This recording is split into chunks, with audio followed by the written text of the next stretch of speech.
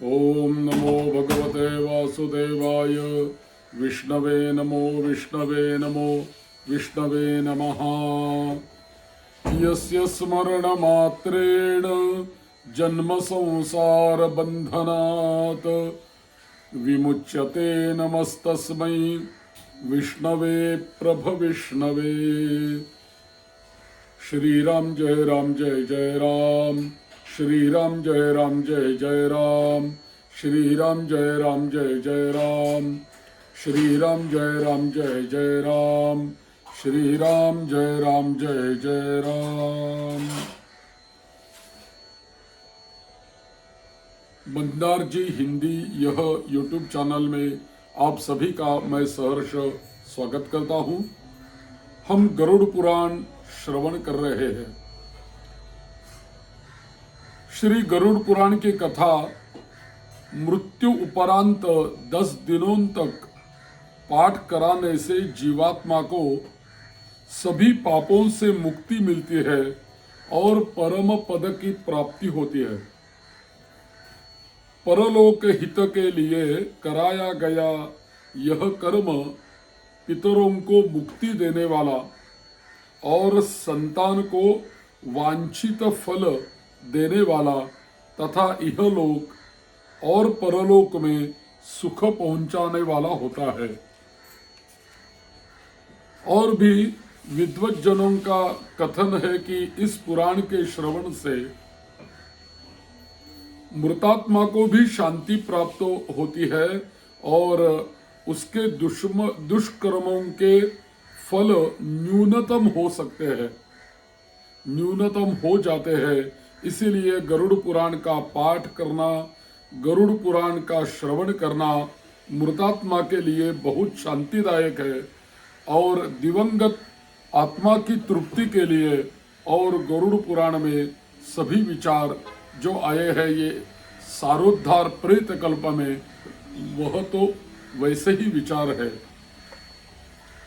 तो ऐसा है गरुड़ पुराण। गरुड़ पुराण का महात्म्य क्या है मैंने पिछले वीडियो में आपको बताया है। आज हम देखेंगे पहले अध्याय में विष्णु जी गरुड़ को क्या कह रहे हैं और कैसी शुरुआत होती है। अथ प्रथमोऽध्यायः धर्मद्रूढ बद्धमूलो वेदस्कन्धः पुराणशाखाढ्यः क्रतु कुसुमो मोक्षफलो मधुसूदनपादपो जयति। नैमिषे निमिषक्षेत्रे ऋषयः शौनकादयः सत्रं स्वर्गाय लोकाय सहस्र सममासत। इस गरुड़ पुराण सारोद्धार के पहले अध्याय में भगवान विष्णु तथा गरुड़ के संवाद में गरुड़ पुराण सारोद्धार का उपक्रम। इस अध्याय में पापी मनुष्यों की इस लोक तथा परलोक में होने वाली दुर्गति का वर्णन और दशगात्र के पिंडदान से यातना देह की निर्मिति कैसी हो जाती है और यातना देह का निर्माण कैसे होता है, उसी के बारे में चिंतन पहले अध्याय में आता है। तो यहाँ पहले भगवान का वंदन किया है। धर्म द्रूढ़ बद्ध मूलो। जैसे वृक्ष सबको आश्रय देता है वैसे ही भगवान अपने चरणार बिंद में आश्रय देकर सबकी रक्षा करते हैं। इसीलिए भगवान मधुसूदन को यहाँ पादप ऐसी संज्ञा आती है। पदभ्याम चरणाभ्याम इति रक्षतीति पादपहा। जो चरण भक्त के रक्षण करते हैं वही चरण पादप कहलाते हैं। तो यहाँ श्लोक में आता है मधुसूदन पादपो जयति। तो धर्म ही जिसका सुदृढ़ मूल है, वेद जिसका स्कंद है, पुराण जिनकी शाखाएं है और यज्ञ जिसका पुष्प है और मोक्ष जिस वृक्ष का फल है, ऐसे मधुसूदन पादप कल्प वृक्ष जैसे भगवान को हम नमस्कार करते हैं, उनकी जय जयकार करते हैं।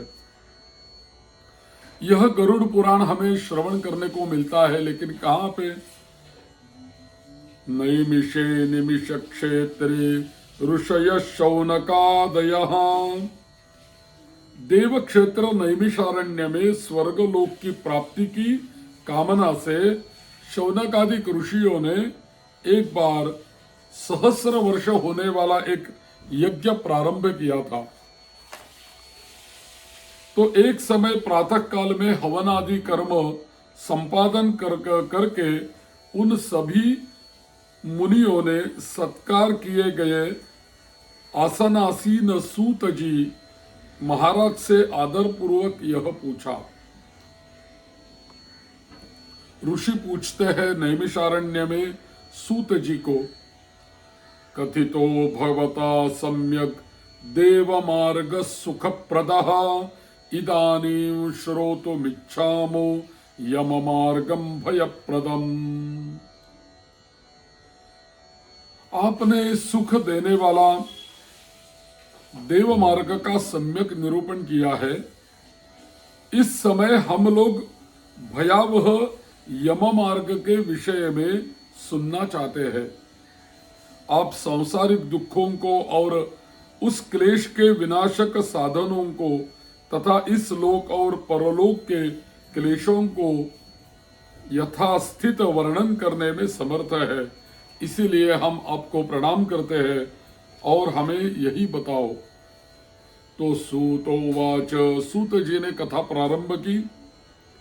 शृणुध्वं भो विवक्ष्यामि यम मार्गम सुदुर्गमम सुखदम पुण्यशीलानां पापिनां दुःखदायकम। यम मार्ग दुर्गम है और अत्यंत दुर्गम यम मार्ग के विषय में आपको कहता हूं कि यह जो यम मार्ग है, जो पुण्यात्मा लोगों के लिए, पुण्यात्मा जनों के लिए सुखद है और पापियों के लिए बहुत दुखदायक है। और मैं तो कहता हूं, सूत जी बोल रहे हैं कि गरुड़ जी ने पूछने पर भगवान विष्णु जी ने गरुड़ जी को जैसा कुछ कहा है और वही मैं आप लोगों को संदेह की निवृत्ति के लिए आपको सुनाऊंगा, कहूंगा। देखो, यहां सूत जी बोल रहे हैं कि यम मार्ग का वर्णन तो मैं आपको कहता हूं, लेकिन यम मार्ग दुखप्रद है। किनके लिए? जो पापी लोग हैं इनके लिए वो दुखप्रद है। लेकिन वही सूत कह रहे हैं कि जो पुण्यात्मा है, जो पुण्य करने वाले हैं, पुण्य में जीने वाले हैं, उनके लिए वही यम मार्ग सुखप्रद होता है।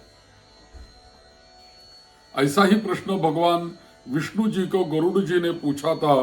तो विष्णु जी ने क्या कहा है उसी के बारे में हम श्रवण करेंगे। गरुड़ोवाच, भक्ति मार्गो बहुविधः कथितो भवता मम तथा च कथिता देव भक्तानां गतिरुत्तमा। अधुना श्रोतुमिच्छामि यम मार्गम भयंकरम त्वद्भक्ति विमुखानांच तत्रैव गमनं श्रुतम। गरुड़ जी भगवान को पूछते हैं कि भगवान, आपने भक्ति मार्ग का अनेक प्रकार से मेरे समक्ष वर्णन किया है और भक्तों को प्राप्त होने वाली उत्तम गति के विषय में आपने मुझे सुनाया है। अब हमें चाहिए भयंकर यम मार्ग के विषय में हम श्रवण करना चाहते हैं। हमने सुना है कि आपकी भक्ति से विमुख प्राणी वही नरक में जाते हैं। जो आपके भक्त नहीं होते वही नरक प्राप्त करते हैं और जो आपके भक्त होते हैं वह तो स्वर्ग या वैकुंठ प्राप्त करते हैं। भगवान नाम वैसे तो लेना सुलभ है, लेकिन सुगमता पूर्वक वो लिया जा सकता है, लेकिन जिह्वा प्राणी के अपने वश में होती हुई भी लोग नरक को जाते हैं और उनकी जिह्वा आपका नाम ही नहीं लेती। ऐसे अधम मनुष्यों को बार बार धिक्कार है। इसलिए भगवान पापियों को जो गति प्राप्त होती है तथा यम मार्ग में जैसे वे अपने अनेक प्रकार के दुख प्राप्त करते हैं, उसे आप मुझे कहे और समझाए। ऐसे प्रश्न देखो, पहली ये बार प्रश्न ऋषियों ने मुनियों सूत जी को पूछा और सूत जी ने कहना प्रारंभ किया।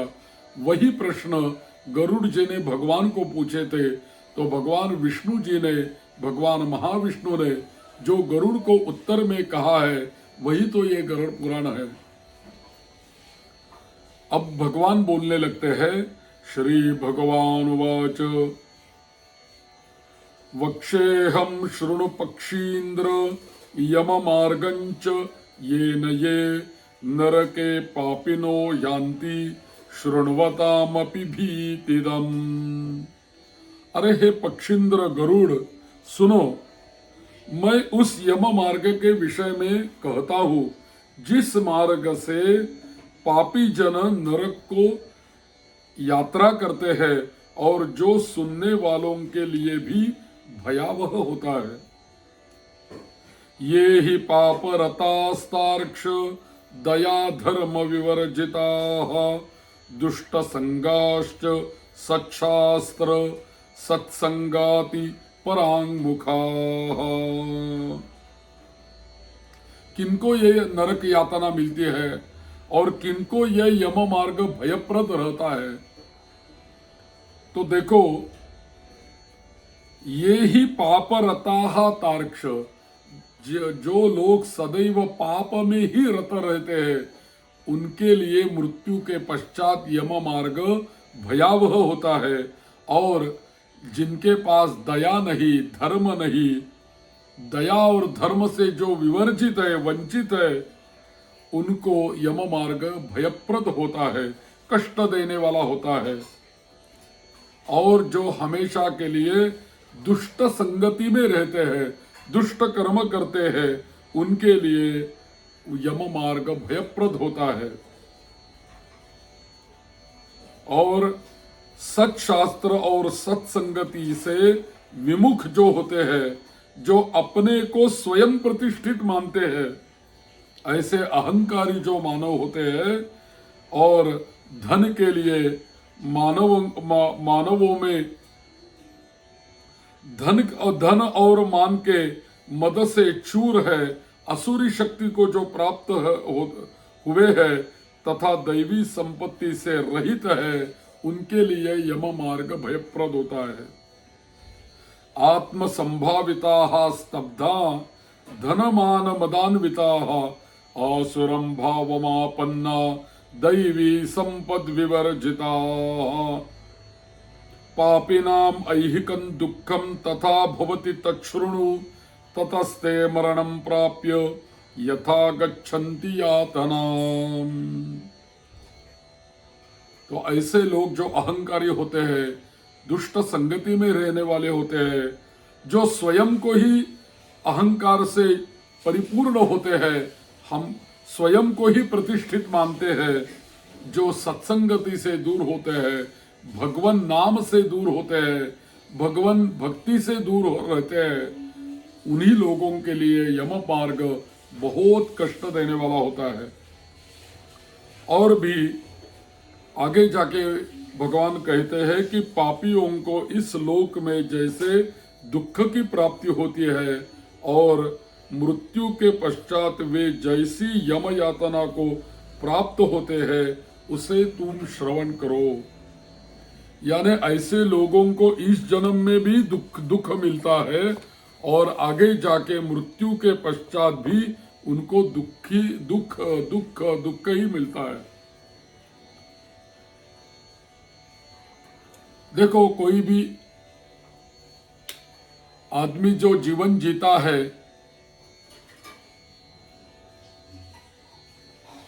जो आदमी मानव जीवन जीता है, जीवन जीने के बाद सुकृतम दुष्कृतम वापि भुक्त्वा पूर्वम यथार्जितम कर्मयोगा तदा तस्य कश्चित व्याधि ही प्रजायते। देखो, जीवन में हम पुण्य भी उपभोगते हैं और पाप भी भोगते रहते हैं। जब भी पुण्य और पाप के फलों को पूर्व में भोग कर कर्म के संबंध से हम वृद्ध हो जाते हैं और वृद्ध होने के बाद कोई ना कोई तो शारीरिक व्याधि या रोग मानवों को हो जाता है। और यहाँ तो आधिव्याधि समायुक्तम जीविताशास मुत्सुकम कालो बलीयान ही वदज्ञातः प्रतिपद्यते। आधि और व्याधि, जो मानसिक रोग होते हैं उनको आधि बोलते हैं और जो शारीरिक रोग होते हैं उनको व्याधि बोलते हैं। तो जीवन में पुण्य और पाप, इन दोनों का फल भोगते भोगते जब मानव को वृद्धत्व आता है तो कोई ना कोई उनको व्याधि हो जाती है और कर्म के हिसाब से जो व्याधि होनी है वो होती है। और मानसिक रोग और शारीरिक रोग से वह वृद्धापकाल में पीड़ित रहता है। लेकिन मानव की वृद्धत्व में भी जीने की इच्छा कम नहीं होती। आशा से उत्कंठित उस व्यक्ति की जानकारी के बिना ही सर्प की भांति वह काल उसके समीप आ पहुंचता है। उस मृत्यु की संप्राप्ति स्थिति में भी उसे वैराग्य नहीं होता।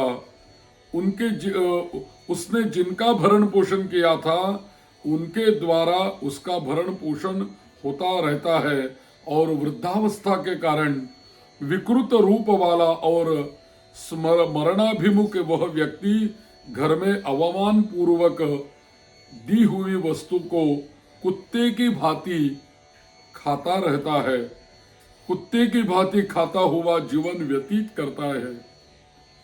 देखो, यहाँ भगवान कह रहे हैं कि वृद्धत्व आता है तो कोई ना कोई व्याधि होगी, लेकिन हर मानव को जीने की इच्छा रहेगी।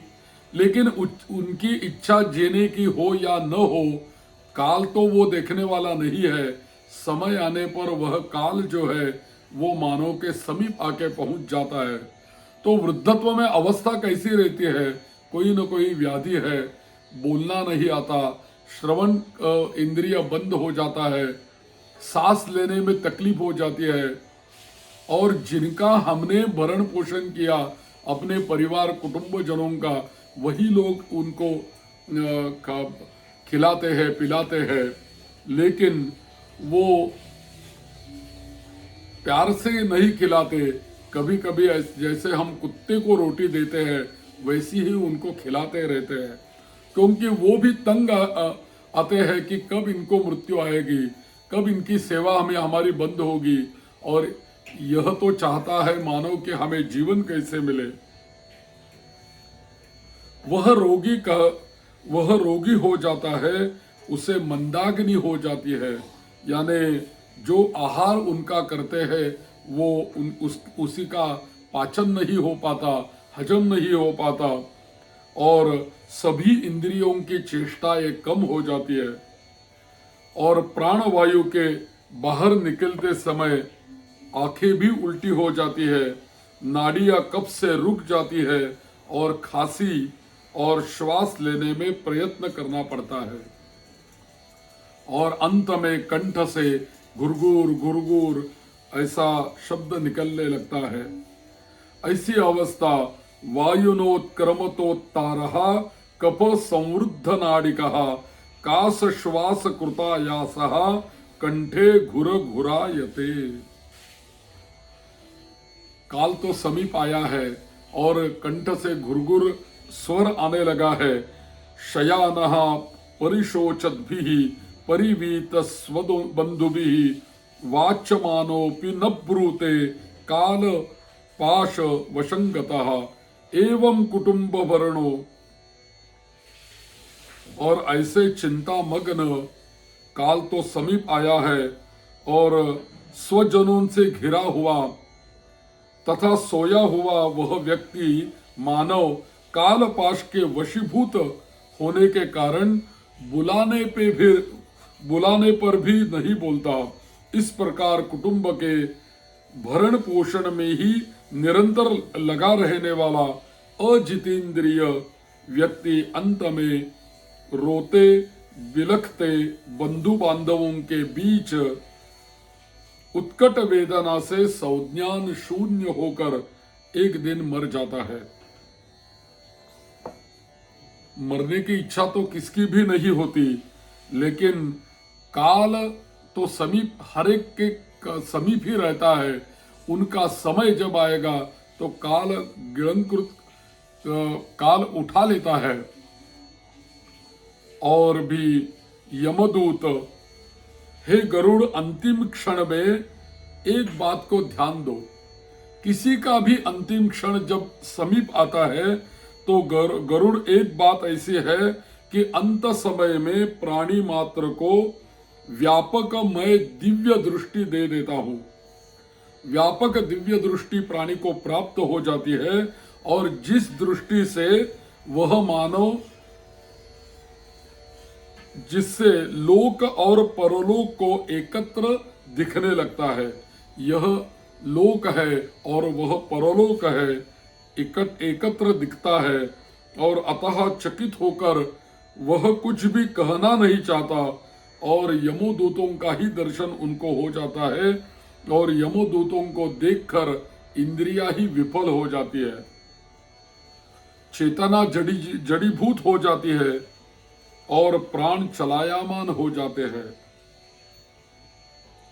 और आतुर काल में प्राणवायु के अपने स्थान से चल देने पर एक समय उसे अनुभव होने लगता है। वह मरणासन्न व्यक्ति फेन उगलने लगता है और उसका मुख लार से भरा जाता है। और पापी जनों के प्राणवायु, हमेशा ध्यान में रखो कि हमेशा पापी जनों के प्राणवायु अधोद्वार गुदा मार्ग से निकलते हैं। तो यहां भगवान कह रहे हैं कि देखो, मृत्यु जब समीप आती है तो पापी, यहां तो वर्णन सब आता है पहले अध्याय में, पापी मानवों को मृत्यु कैसी आती है। जिन्होंने कभी भगवान का नाम नहीं लिया, जिन्होंने भक्ति नहीं की, कभी सत्संग नहीं किया, उनको मृत्यु कैसी आती है, इस पहले अध्याय में भगवान कह रहे हैं। तो ऐसी मृत्यु आती है, दूतों का दर्शन उनको होने लगता है और उस समय दोनों हाथ में पाश और दंड धारण किए नग्न दांतों के कटकटाते हुए क्रोधपूर्ण नेत्र वाले यम के दो भयंकर दूत समीप में आते हैं। उन्हें देखकर भयभीत हृदय वाला वह मरणासन्न प्राणी मलमूत्र का विसर्जन करता है और अपने पांचभौतिक शरीर से हाय हाय करते हुए निकलता हुआ तथा यमदूतों के द्वारा पकड़ा हुआ वह अंगुष्ठ मात्र प्रमाण का पुरुष अपने घर को देखता हुआ यमदूतों के द्वारा यातना देह से ढक करके गले में बलपूर्वक पाशों से बांधकर सुदूर यम मार्ग पर यातना के लिए उसी प्रकार ले जाया जाता है। देखो, जब ये पंचमहाभौतिक शरीर से जब प्राण निकलता है, जीव निकलता है और वो जो अंगुष्ठ मात्र प्रमाण पुरुष, यानी जो प्राण रूपी पुरुष यहां से निकलता है हमारे शरीर से, उसकी ऊंचाई अंगुष्ठ मात्र कही गई है। अंगुष्ठ मात्र पुरुष शरीर से बाहर निकलता है, यमदूत तो समीप होते हैं। जैसे ही वो बाहर निकलता है वैसे ही यमदूत उनको पाश से बांध लेते हैं और रस्सी से पकड़ लेते हैं और वही यातना भोगने के लिए उसे देह प्राप्त होता है। अंगुष्ठ मात्र देह रहता है और भी आगे ऐसा होता है, शीघ्रम प्रचल दुष्टात्मन यास्यसि त्वं यमालयम कुंभीपाकादि नरकांस्त्वाम नयावोद्यमाचिरम। यमदूत बोलते हैं, अरे दुष्ट शीघ्र चल, यमलोक जाएंगे, आज तुम्हें हम सब कुंभीपाक आदि नरकों को दिखाएंगे। तथा इस प्रकार यमदूतों की वाणी तथा बंधु बांधवों का रुदन सुनता हुआ वह जीव जोर से हाहाकार करके विलाप करता है और यमदूतों द्वारा प्रताड़ित किया जाता है और यमदूतों की तर्जनाओं से उसका हृदय विदीर्ण हो जाता है और पीठ पर वो काड़े मारते रहते हैं और काड़े से पीटे जाते हुए उस जीव को तपी हुई वालुका से तथा विश्राम रहित और जल रहित मार्ग पर असमर्थ होते हुए भी बड़ी कठिनाई से चलना पड़ता है।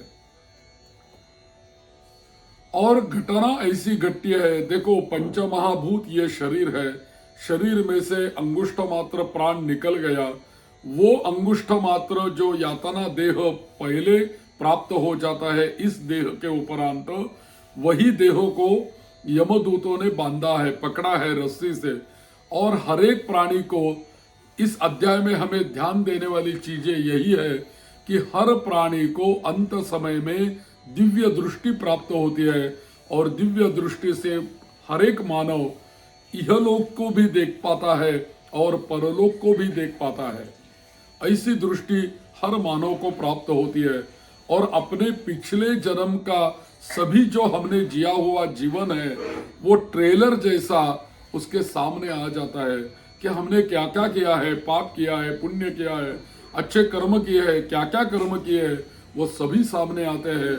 दिव्य दृष्टि से हमें कहाँ जाना है वह भी वो देखता रहता है, यह लोग को भी देखता रहता है। और भी आगे दूसरा महत्वपूर्ण इस अध्याय में आता है कि अंगुष्ठ मात्र जीव शरीर से बाहर निकलता है, वो देखता है अपने घर को, वो बाहर निकलने के बाद देखता है अपने शरीर को, पंच महाभौतिक शरीर को देखता है, फिर जाने का प्रयास करता है शरीर में, लेकिन यमदूत उसे बांधते हैं और बांधने के बाद त्रिमुहूर्त, इतने ही समय में त्रिमुहूर्तैर्द्वाभ्यां वा नीयते तत्र मानवः प्रदर्शयन्ति दूतास्ता घोरा नरक यातनाः।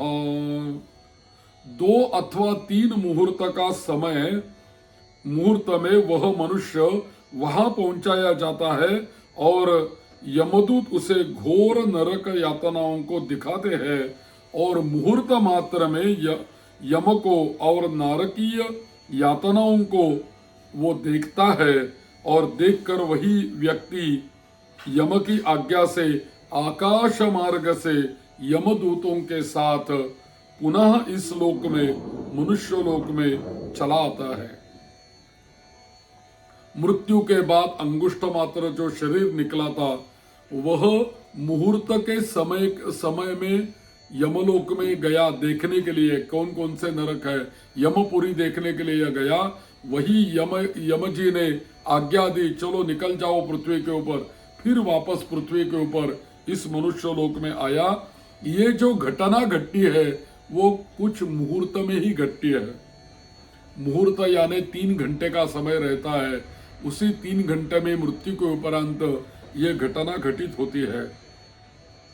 फिर वो मनुष्य लोक में आता है और मनुष्य लोक में आने के बाद अपने देह के पास आता है, देह को देखता है और देह में प्रविष्ट होने की इच्छा रखता है, किंतु यमदूतों द्वारा पकड़कर पाश में बांध दिए जाने से भूख और प्यास से अत्यंत पीड़ित होकर वो रोता रहता है, बांधा हुआ रहता है, इसीलिए वो देह में प्रविष्ट नहीं हो पाता।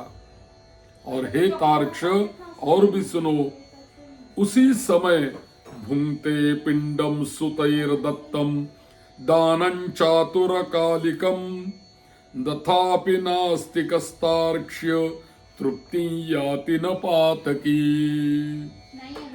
हे तार्क्ष, वह जो प्राणी होता है, मानव होता है, उसी समय पुत्र जो पिंडदान देते हैं और मरण समीप जब आता है ना, मृत्यु समीप आता है, तब अवश्य दान करना चाहिए। जिनकी मृत्यु अभी कुछ दिन में आने वाले है, कुछ समय में आने वाली है, कुछ महीनों में आने वाली है, हमें पता चलता है, तो उसी समय से दान का प्रारंभ करना चाहिए। मृत्यु समय आने के बाद जो दान करता है उसी का पुण्य बहुत मिलता है, और उसी का पुण्य आतुर काल में दिए हुए दान को, वो दान का पुण्य वो प्राप्त करता है। और जो मरणोपांत, मरण के उपरांत जो पुत्र पिंड देते हैं पहले दिन, वही पिंड उनको प्राप्त होते हैं, और जो दान किया हुआ है उसी का फल उसको प्राप्त होता है। और वो तो मिलता है, लेकिन वो तो पापी है, उसकी तृप्ति नहीं होती। तो पुत्रादि के द्वारा किए गए श्राद्ध, दान, जलांजलि उनके पास ठहरती नहीं, और उसकी तृप्ति भी नहीं होती, क्योंकि वो पापी है। अतः पिंडदान का भोग करने पर भी वे क्षुधा से व्याकुल होकर यम मार्ग में जाते हैं। और यदि किसी ने क्रियाकर्म नहीं किया, प्रेत कर्म नहीं किया और दिन की क्रिया नहीं की मरणोपांत, तो क्या होता है? ना भुक्तम क्षीयते कर्म कल्पकोटि शतैरपि अभुक्त्वा यातनां जंतुर मानुष्यम लभते नहीं। सैकड़ों कल्प तक बीत जाएगा, पिंडदान यदि नहीं होता तो वो प्रेत योनि में चला जाता है, और कल्प पर्यंत निर्जन वन में बहुत दुखी होकर वो भ्रमण करता रहता है। इसीलिए क्रियाकर्म करने की बहुत आवश्यकता रहती है। और जो हम पिंडदान करते हैं वो पिंड कैसे उसको प्राप्त हो जाता है? तो पिंड के 4 भाग होते हैं। भागद्वयं तु देहस्य पुष्टिदं भूत पंचके, तृतीयं यमदूतानां चतुर्थम सोपजीवती। जो पिंडदान करता है वो पिंड मिलता है। वो कैसे मिलता है? उस पिंड के 4 भाग होते हैं। उनमें से भागद्वयंतु देहस्य पुष्टिदम भूत पंचके, उनमें से 2 भाग पंचभौतिक देह को प्राप्त हो जाते हैं, और तीसरा भाग जो होता है वो यमदूतों को प्राप्त होता है, और चौथा भाग जो होता है वो उस मानव को प्राप्त होता है। इसलिए हम पिंड तो एक देते हैं, लेकिन उस पिंड के 4 भाग होते हैं, वो ऐसे प्राप्त हो जाते हैं। तो अतो दद्यात् सुतः पिंडान दिनेषु दशसु द्विज प्रत्यहन्ते विभाज्यन्ते चतुर्भागैः खगोत्तम। तो हर दिन पिंड देना चाहिए 10 दिन तक, और 10 दिन तक जो पिंड देते हैं उसके ऐसे भाग होते हैं, उनमें से एक भाग यमदूतों को भी प्राप्त हो जाता है। और 9 रात दिनों में पिंड को प्राप्त करके प्रेत का शरीर 10वें दिन बन जाता है, और 10वें दिन उसमें बल की प्राप्ति होती है। और हे खग, मृत व्यक्ति के देह के जल जाने पर पिंड के द्वारा पुनः 1 हाथ लंबा शरीर उसको प्राप्त हो जाता है, जिसके द्वारा वह प्राणी यमलोक के रास्ते में शुभ और अशुभ कर्मों का फल को भोगता है। तो देखो, पहले दिन अंगुष्ठ मात्र शरीर में से जीव बाहर आया, उसके उपरांत 10 दिन हमने क्रियाक्रम किया, हर दिन उनको पिंड दिया। तो हर दिन का पिंड भक्षण करते करते वह जो अंगुष्ठ मात्र जीव था, वो अंगुष्ठ मात्र देह को पुष्टि मिल गई, बल मिल गया हमारे पिंडदान से, और 10वें दिन वह 1 हाथ लंबा यानी 3 फुट लंबा सूक्ष्म देह तैयार हो जाता है, पिंड देह तैयार हो जाता है। और किसके लिए तय मिलता है यह देह? यमोलोक के और जाने के लिए और यमलोक के द्वारा वहाँ प्रवास करने के लिए वह प्राणी यमलोक के रास्ते में शुभ और अशुभ कर्मों को फल भोगने के लिए वो 3 हाथ लंबा शरीर उसको जाने के उपरांत 10वें दिन प्राप्त हो जाता है।